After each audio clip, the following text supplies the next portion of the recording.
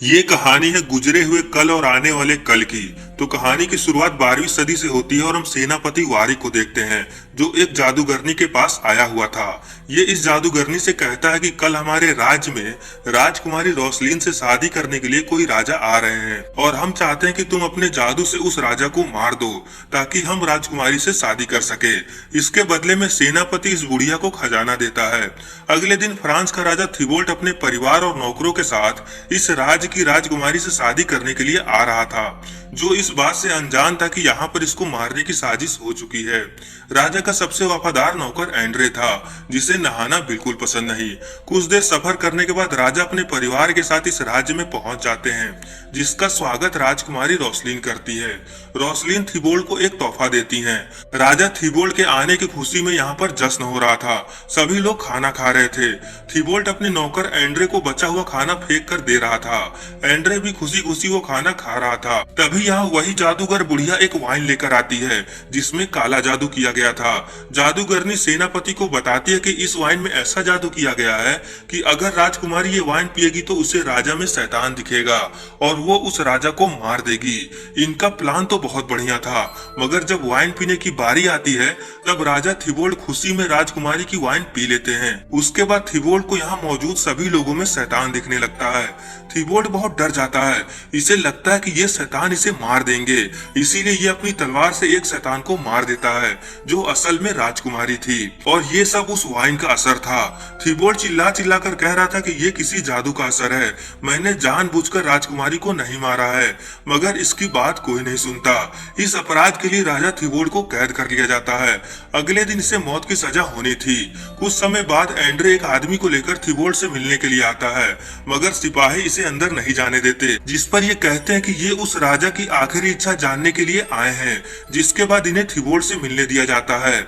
ये बूढ़ा आदमी एक जादूगर था। थिबोल्ट इस जादूगर को बताता है कि मैंने जानबूझकर राजकुमारी को नहीं मारा है, ये जरूर किसी की साजिश थी। बूढ़ा जादूगर कहता है, हाँ मुझे मालूम है कि आप बेगुनाह हैं, ये सब कुछ सेनापति वारी का किया धरा है।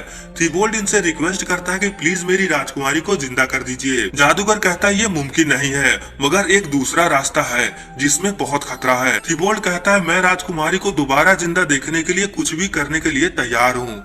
जादूगर कहता है मैं राजकुमारी को जिंदा तो नहीं कर सकता, मगर मैं आपको समय में पीछे भेज सकता हूँ, उसके बाद आप अपनी गलती को सुधार लीजिएगा।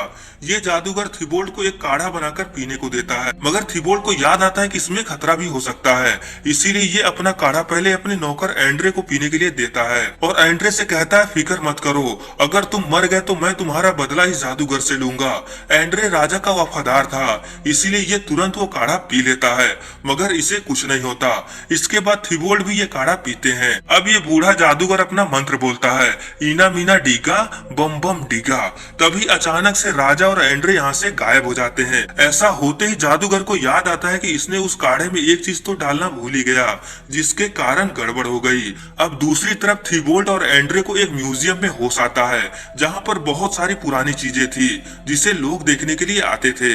लोग इन दोनों को देखकर डर के मारे यहाँ से भागने लगते हैं। आसपास की चीजों को देखकर थिबोल्ट कहता है हम जरूर नरक में आ गए हैं, उस बूढ़े जादूगर का काढ़ा पीकर हम मर चुके हैं। ये दोनों यहाँ पर इस नर्क के राजा को ढूंढने लगते हैं ताकि ये उनसे रहम की भीख मांग सके।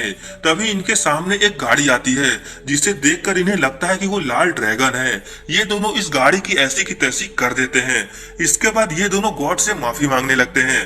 तब तक यहाँ पुलिस आ चुकी थी जो इन्हें पकड़ लेती है। थिबोल्ट को लगता है कि ये नर्क के सिपाही हैं, इसीलिए ये इनसे लड़ाई नहीं करता। पुलिस इनका सारा सामान जब्त कर लेती है। इन्हें लगता है कि इन दोनों ने म्यूजियम में चोरी किया है। म्यूजियम की हेड जूलिया इन चीजों की जांच पड़ताल करती है। जूलिया बिल्कुल रोसलिन के जैसी दिखती थी क्योंकि ये राजकुमारी रोसलिन की वंशज है। जूलिया ऑफिसर को बताती है कि ये सामान म्यूजियम से चुराया नहीं गया है, बल्कि ये तो एकदम नया लग रहा है। जूलिया जब थिबोल्ट की अंगूठी देखती है तब ये हैरान हो जाती है क्योंकि इस अंगूठी पर जूलिया के खानदानी निशान होते हैं। इसके बाद जूलिया इन दोनों से मिलने के लिए आती है। जूलिया को देखकर ये दोनों चौंक जाते हैं। इन्हें लगता है कि ये राजकुमारी रोसलीन है। थीबोल्ड को देखकर जूलिया को अपना एक रिश्तेदार याद आता है जो बहुत समय पहले समुद्र में खो गया था। इन्हें लगा था कि वो मर गया, इसीलिए उनकी पूरी प्रॉपर्टी अब जूलिया के नाम थी, क्योंकि उनका जूलिया के सिवा और कोई रिश्तेदार नहीं था। ये सब बातें जूलिया पुलिस को बता रही थी। इस तरफ थीबोल्ड यहाँ की तस्वीरों को देखता है, तब इसे पता चलता है कि यह भविष्य में आ गया है। यह 12वीं सदी से 21वीं सदी में पहुंच गया था और जूलिया और कोई नहीं बल्कि राजकुमारी रोसलीन की वंशज है। जूलिया अपने बॉयफ्रेंड हंटर को फोन करके उसे सारी बात बताती है, क्योंकि अब जूलिया का रिश्तेदार मिल गया था। इस बात से हंटर परेशान हो जाता है, क्योंकि ये जूलिया से सिर्फ पैसों के लिए शादी करना चाहता था और अब इसका पूरा प्लान थीबोल्ड के आ जाने से चौपट हो गया था। जूलिया अब थीबोल्ड और एंड्रे को म्यूजियम से बाहर लेकर आती है।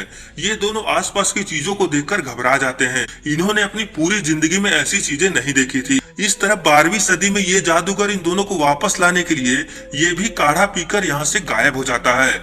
दूसरी तरफ 21वीं सदी में हंटर इनको घर ले जाने के लिए आया था। गाड़ी में बैठने के बाद इनकी हालत खराब होने लगती है। जैसे तैसे करके ये लोग घर पहुँचते हैं। यहाँ पर एंड्रे को एंजेलिना नाम की एक लड़की दिखती है, जिसे देखकर एंड्रे बहुत खुश होता है।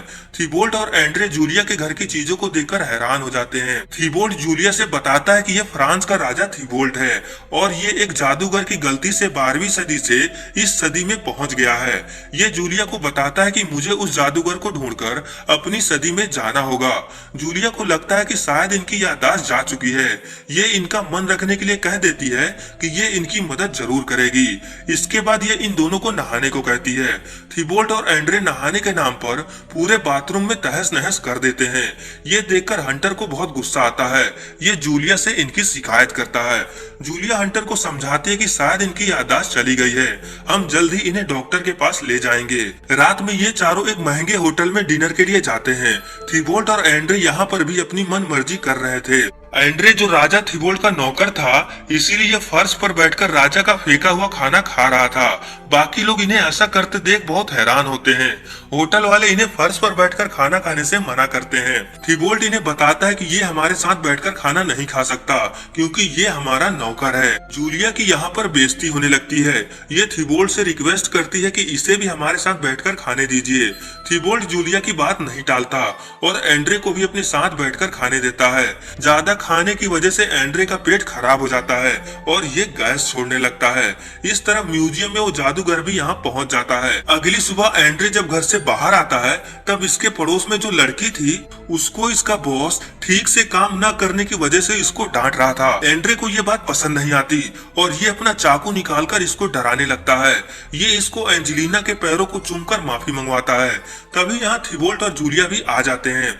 थीबोल्ड एंड्रे पर गुस्सा होकर इसे सजा देने वाला था, मगर जूलिया इसे समझा लेती है। इसके बाद एंड्रे एंजेलिना से बताता है कि ये उनका गुलाम है। एंजेलिना एंड्रे को बताती है कि अमेरिका में किसी की गुलामी करना जुर्म है और तुम्हारी हालत देखकर ऐसा लगता है कि वो तुम्हें बहुत कम पैसे देते हैं। एंड्रे कहता है मेरे पास खजाना है। ये एंजेलिना को एक कीमती चीज दिखाता है। इस तरफ जूलिया और थीबोल्ड जादूगर को ढूंढने के लिए निकले थे। ये भीड़ में जाने से पहले थीबोल्ड के कपड़े पर अपना नंबर चिपका देती है, ताकि अगर ये कहीं खो जाए तो दोबारा मिलने में आसानी हो। थोड़ी दूर जाने पर ही एक चोर जूलिया का पर्स लेकर भागने लगता है। थीबोल्ड इसे पकड़कर इसका हाथ काटने वाला था। यहाँ पर मौजूद सभी लोग थीबोल्ड से डर जाते हैं। जूलिया इन सबको समझाने में बिजी हो जाती है। थीबोल्ड को यहाँ से एक जादूगरनी जाती हुई दिखाई देती है। ये इसका पीछा करते हुए एक बार में पहुँचता है और इनसे कहता है कि मैं फ्रांस का राजा थीबोल्ड हूँ। मैं यहाँ पर एक जादूगर को ढूंढने के लिए आया हूँ। एक बेवड़ा कहता है मैं भी राजा हूँ और तुम्हें युद्ध के लिए चुनौती देता हूँ। थीबोल्ड कहता है मुझे चुनौती मत देना फूल गोभी, नहीं तो मैं तुम्हारी सब्जी बना दूंगा। मुझे प्यास लगी है, मुझे और यहाँ पर सभी लोगों को मेरी तरफ से मदिरा पिलाओ। इधर जूलिया म्यूजियम पहुँचती है, जहाँ पर इसे बताया जाता है कि यहाँ पर एक बूढ़ा आदमी उसी जगह से निकलकर बाहर गया है। यहाँ पर उस जादूगर ने इनके लिए एक सुराग छोड़ा था। जूलिया तुरंत हंटर को फोन करके बताती है कि थीबोल्ड कहीं खो गया है, वो किसी जादूगर को ढूंढने गया है। तभी जूलिया को एक अनजान आदमी फोन करके इसे थिबोल्ड के बारे में जानकारी देता है, क्योंकि जूलिया ने पहले ही थिबोल्ड के कपड़े पर अपना नंबर दिया था। ये तुरंत थिबोल्ड के पास आकर इसे बताती है कि मुझे वो जादूगर मिल गया है जिसकी तुम्हें तलाश है। जूलिया को अब थिबोल्ड की बातों पर पूरा यकीन हो गया था कि ये 12वीं सदी से ही आया है। इसके बाद ये दोनों उस बूढ़े जादूगर के पास पहुंचते हैं। जादूगर इन्हें बताता है कि ये जल्द ही वो काढ़ा बना लेगा, उसके बाद हम लोग अपने समय में लौट जाएंगे।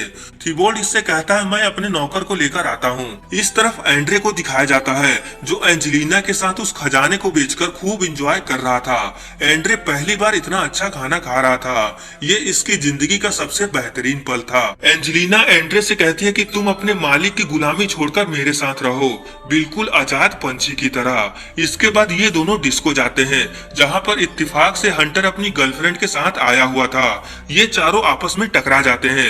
हंटर इन्हें बताता है कि ये इसकी बहन है। जाते समय इसकी गर्लफ्रेंड का पर्स यहीं पर गिर जाता है जिसे एंड्रे उठा लेता है। इस तरफ थिबोल्ड जूलिया को राजकुमारी रोसलिन के बारे में बता रहा था। जूलिया कहती है मैं उनकी तरह बहादुर नहीं हूँ। इसके बाद थिबोल्ड जूलिया को तलवारबाजी सिखाता है जिससे जूलिया के अंदर भी कॉन्फिडेंस आ जाता है। अगले दिन जादूगर इनके घर आकर वो काढ़ा तैयार करने लगता है। थिबोल्ड एंड्रे को अपना सामान पैक करने को कहता है, जिस पर एंड्रे हिम्मत करके कहता है कि मैं आपके साथ नहीं जाना चाहता, मुझे यही एंजेलिना के साथ रहना है। थिबोल्ड गुस्से से कहता है ऐसा नहीं हो सकता, तुम मेरे गुलाम हो। फिर जूलिया थिबोल्ड से रिक्वेस्ट करती है प्लीज मेरे खातिर एंड्रे को आजाद कर दीजिए। थिबोल्ड ऐसा चाहता तो नहीं था, मगर ये जूलिया की बात नहीं टालता। एंड्रे यहाँ से जाने से पहले जूलिया को हंटर की बहन का पर्स देता है, मगर जूलिया का कहना था कि हंटर की तो कोई बहन है ही नहीं। तभी यहाँ हंटर आकर जूलिया से कहता है कि ये तुम्हारे रिश्तेदार नहीं है, मैंने इनके बारे में पता लगाया है। ये लोग कोई बहरूपियां हैं जो तुम्हारे पैसों के लिए नाटक कर रहे हैं। जूलिया इससे कहती है कि नाटक ये नहीं तुम कर रहे हो, मुझे सब पता चल गया है। इसके बाद ये हंटर को घर से बाहर फेंक देती है। जादूगर कहता है कि हमें इस काढ़े को म्यूजियम में ही जाकर पीना पड़ेगा, तभी हम सही समय में पहुंचेंगे। ये जैसे ही म्यूजियम के लिए निकलते हैं तब तक हंटर पुलिस बुला चुका था। ये तीनों किसी तरह पुलिस से बचते हुए म्यूजियम पहुंचते हैं। जाते समय थिबोल्ड जूलिया को अपना लॉकेट देता है और इसे आशीर्वाद देता है कि तुम्हारी शादी बहुत अच्छे आदमी से हो। बदले में रोते हुए जूलिया भी थिबोल्ड को अपने बालों की क्लिप राजकुमारी रोसलिन के लिए देती है। इसके बाद थिबोल्ड और जादूगर वो काढ़ा पीकर अपने समय में लौट जाते हैं और इस बार वो शैतानी ड्रिंक थिबोल्ड इस सेनापति को पीने के लिए देता है।